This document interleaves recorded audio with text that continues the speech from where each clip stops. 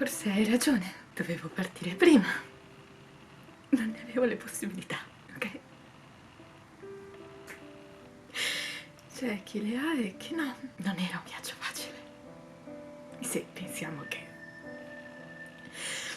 è una cosa di 10 anni fa. Quando l'ho capito era tardi, non avevo voglia di studiare, di mettermi su una strada che non sapevo dove mi avrebbe portato. Più mi dicevano che non ero portata e più ci credevo. Più era diventato imbarazzante. Allora, giusto per sfogo, facciamolo per gioco, tanto è uguale. Lo so. So anche questo. Grazie per avermelo ricordato, perché devi ricordarmi tutti i giorni quello che io non sono, quello che io non ho fatto, quello che io ho di sbagliato. Tutti i giorni, dalla mattina alla sera. Perché non è abbastanza stressante? È come se non li sentissi gli altri. Li sento, tanto. Vedo tanti commenti. E chi sei tu per dirmi questo? Il tuo peggior nemico sei solo tu. Il tuo avversario sei solo tu. Tutto ciò che ascolti, tutto ciò quello che ti ronza nella testa in continuazione e non smette, lo vuoi far smettere e ti distrai, cerchi di distrarti, ma lui continua e tu non lo sai. È il nostro peggior nemico e si chiama mente e siamo noi stessi a crearla, siamo noi stessi che l'ascoltiamo. Non sono qua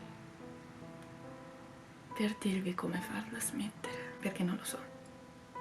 Ci combatto tutti i giorni. Spesso questi pensieri ti portano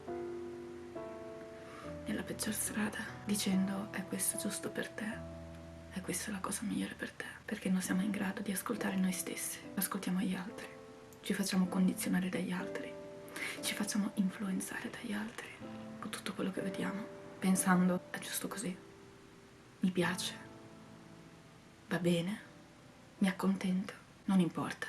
Sono cose che dovrebbero smettere prima o poi. Sono cose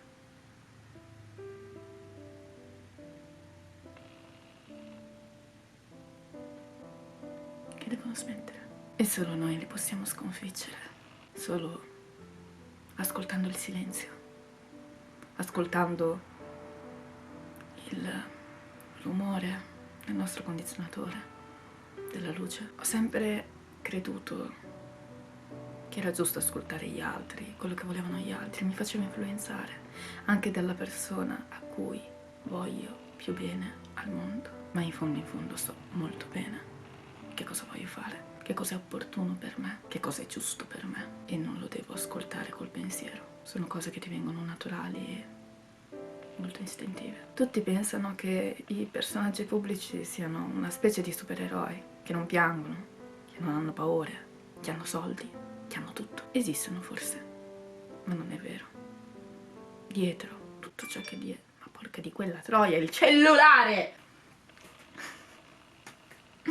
Voi non sapete che cosa ci sta dietro, non sapete quante difficoltà, non sapete quanti blocchi mentali e non proprio di contratto, dove tu non puoi andare contro. Spesso non siamo noi a decidere il nostro destino, non siamo noi a poter dire voglio fare quello e lo farei davvero. Anche se ti impegni tanto, perché spesso qualcun altro ha altri progetti per noi e alla fine quello che accade accade.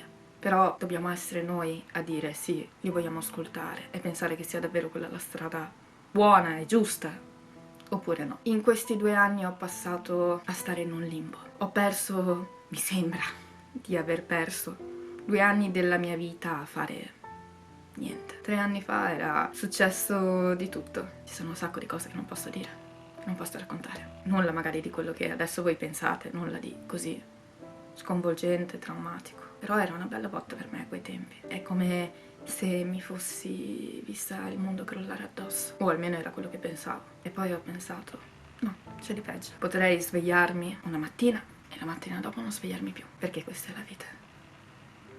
Un giorno ci sei, un giorno no. Le persone entrano ed escono. È brutto. È molto brutto. Non siamo abituati.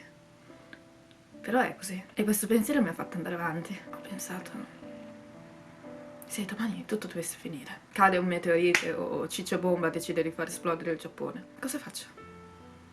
Ah, ok. continuo a fare quello che non mi piace. Bello. È tardi, non sono pronta, non ho il fisico, non ho le preparazioni necessarie linguistiche per fare esattamente quello che voglio e non intendo specializzarmi in quello, visto che ormai è tardi. Però ci vorrei provare, vorrei impegnarmi un po', poco a poco. Non essere perfetta, non mi interessa. Mi piace provare tutto e non mi sono mai, diciamo, targata o intitolata io sono questo, io sono quello. È un talento, è qualcosa di tutto, è un misto di roba. Però stavo perdendo il mio obiettivo e per cosa lo faccio? Alla fine che tu diventi cosplayer o che ne so, attrice, doppiatrice, idol, cantante, non ha importanza. Io ero venuta qua in Giappone perché lo amavo, perché lo amo tuttora. È come vedere una bellissima mela rossa, un po' come la mela di Biancaneve. Poi la mangi avvelenata, però non è che da lì smetti di mangiare mele, perché una è avvelenata. Continui, e continui a fare come faccio io. Cioè sì, insomma, più o meno. Insomma, quello che vi voglio dire è che tutti, io stessa, arriviamo a un punto che diciamo: e ora cosa faccio? Che cosa voglio fare? Non lo so. Non lo so è la frase di tutto. Non lo so è la risposta a tutto. Beh, ve lo dico io, non lo so non esiste. E pensate che è la parola che utilizzo di più per quando voglio scappare. Quindi, non lo so. Però io sono sicura che se mettiamo due scelte qua davanti, due scelte di vita, questa è la tua ultima occasione. Sì o no? Vuoi fare questo? Sì o no? A un certo punto dovremmo tipo questo bottone fare e spegnerla. Quindi spegnete anche voi e fate davvero quello che vi piace. Seguite quello che vi piace, non quello che odiate. Fate quello che volete. Ciao. In una parola, fai schifo e sei l'unica che non se ne rende conto. Hai la cellulite, sei grassa, non sei bella sicuramente, cioè hai visto quanta bellezza c'è davvero là fuori e non sei neanche ricca, quindi non vale un cazzo. Decidi tu il tuo futuro, non lo so. Forse è meglio che ascolti gli altri, perché spesso gli altri hanno più ragione di te. Cos'è? Piangi adesso? No, mi dispiace, povera. Forse sarebbe stato meglio fare in un altro modo, sai? Invece no, hai voluto seguire la tua testa di cazzo. E adesso eccoti qua, senza niente. Depressa, ti fai schifo ogni giorno. Sei pigra, non ti alzi. Hai sabotato anche oggi. Sei lenta. Sei lenta a fare le cose. Non le sai fare. Oppure le fai male, oppure sbagli. E pensi di essere nel giusto?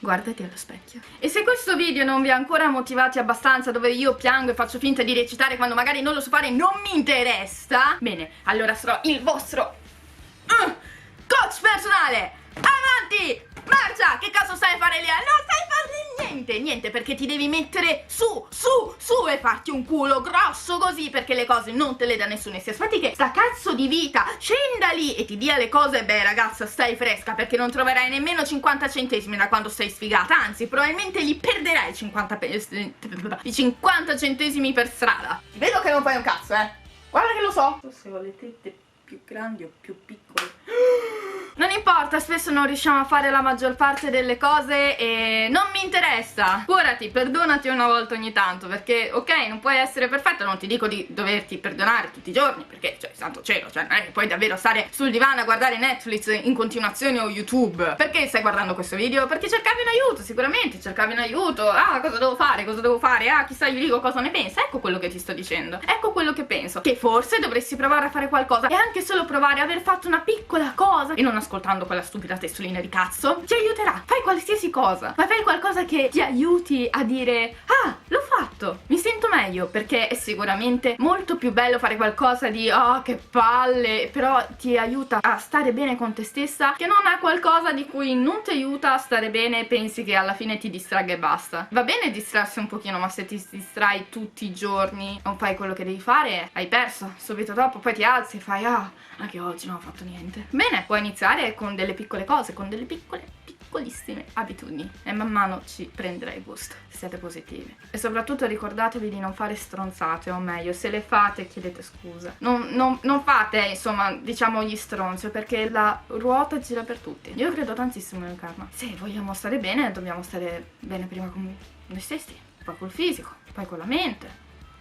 e poi col nostro vicino di casa, perché sappiamo che lo odiamo tutti, in fondo in fondo. Ci vediamo, tette, ciao!